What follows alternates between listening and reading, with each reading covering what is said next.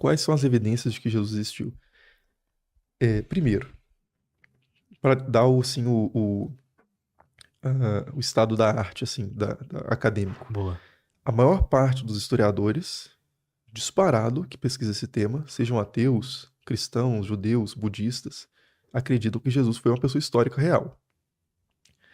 Isso não significa que eles concordem com o que é dito na Bíblia sobre Jesus, especificamente, ou o que tradições posteriores, sei lá, espíritas dizem sobre Jesus, a Umbanda diz sobre Jesus, e por aí vai, né?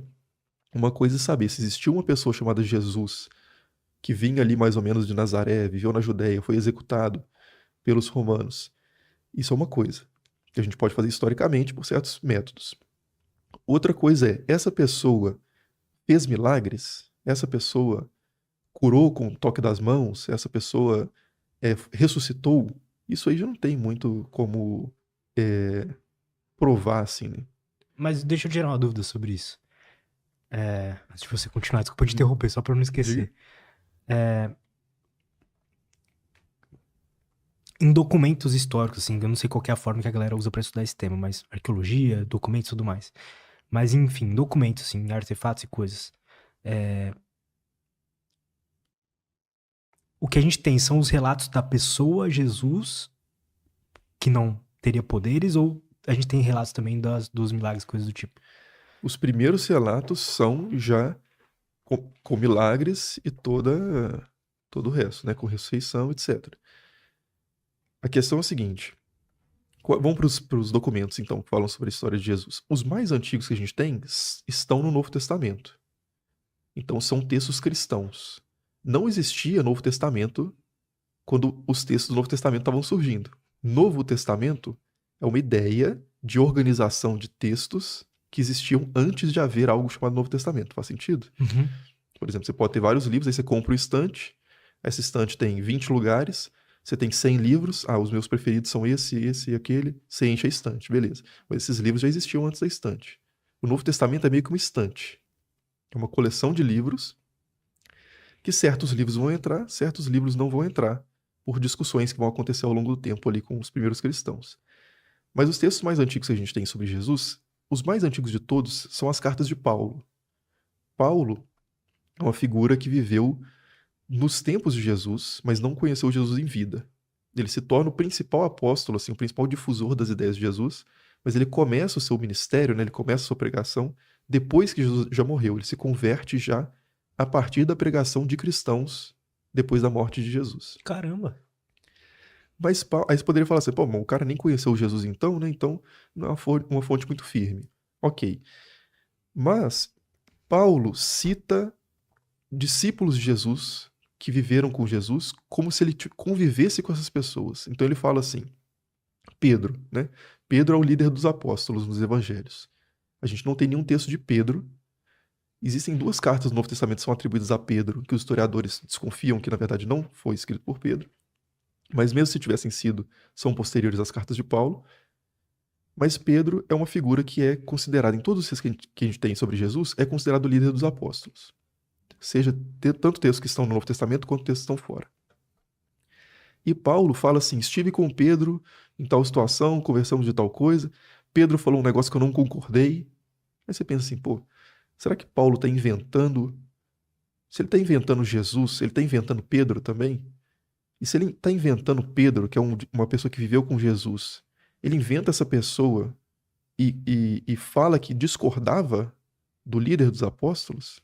Tipo assim, não faz muito sentido, né? Então, assim, é muito plausível que Paulo, de fato, estivesse falando a verdade a respeito de ter estado com Pedro, ter estado com João, com Tiago. Uhum. Tiago é um irmão de Jesus. Ele não é um dos discípulos, né? Tem um discípulo que é Tiago, mas é outro. Mas tem um Tiago, que é o da carta de Tiago, que ele é que ele é chamado de irmão de Jesus. Então, assim, será que o cara inventaria um irmão de um personagem fictício que estava vivendo na época ainda? Então, não parece fazer muito sentido o questionamento histórico de que existiu de fato um Jesus. Tá. A questão é o seguinte, aí depois, aí você pode falar assim, mas eu não quero esses textos porque isso é de cristãos, eu quero um texto de um não cristão, que vai ter menos viés. Primeiro que talvez ele tenha outro viés só, né? Ele talvez seja enviesado também, mas por outro lado. E a gente tem, por exemplo, um autor que é Plínio, Plínio Jovem, que é um senador romano, que fala que estava perseguindo cristãos, isso ainda no primeiro século, na virada do primeiro para o segundo século, estava perseguindo cristãos, e ele não sabia muito bem como proceder nessa perseguição. Ele não sabia muito bem assim o que fazer com essas pessoas, então ele mandou cartas para o imperador para ter orientações. E aí você tem essas cartas a gente tem até hoje. São as cartas de Plínio para o imperador. E nessa carta ele não fala de Jesus, porque Jesus já tinha morrido.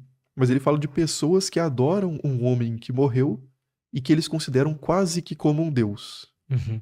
Então você vê que o deus desses tais de cristãos, ali já nos primeiros séculos, era considerado humano. Ele era quase que como um deus. Então, provavelmente existia um tal de Jesus mesmo, um tal de Cristo, que era a base o líder, né, desse movimento que essas pessoas seguiam. Então é uma coisa bem antiga, né? Segundo Cara, isso século é ali. muito interessante, cara. Você tem Tácito depois também, que é outro autor que também fala. Você tem Flávio Josefo, você tem umas pistas ali, é um autor judeu do primeiro século. Tem pistas ali, que é um texto mais disputado, porque esse texto certamente sofreu algumas interpolações, que você adiciona, né, um texto posteriormente àquele documento. Então é um pouco mais incerto, mas de qualquer forma é outra evidência. E aí a questão é o seguinte, aí você junta esses documentos todos e fala assim, não, mas eu não achei suficiente ainda.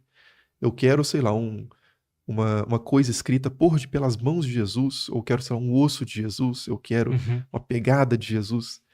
A questão é que esse tipo de cobrança para a história antiga é totalmente fora da realidade. Nenhum personagem da história antiga, assim, ainda mais um Jesus, que é uma figura que era de pouquíssima importância quando viveu, pensando historicamente, não era um político, não era um líder que juntava gente demais. Não, ele estava na Judéia, ali uma Judéia e Galileia, meio que periferia ali do Império Romano, uma região desimportante do Império Romano. Por maior que esse movimento fosse no local, e não era muito grande no início, ele se torna depois, ainda assim ele seria relevante para o Império Romano. Ele vai se tornar relevante quando ele incomodar em muitos lugares, e lugares mais importantes, quando ele chegar a ser em Alexandria, quando ele ganha mais corpo em Antioquia, quando ele ganha corpo na cidade de Roma. Aí beleza, já tem gente preocupada com esse fenômeno. Aí você começa a registrar que esse fenômeno existe. Naquele inicinho não tem ninguém escrevendo sobre isso, porque era um negócio assim irrelevante, né? Até onde as pessoas percebiam.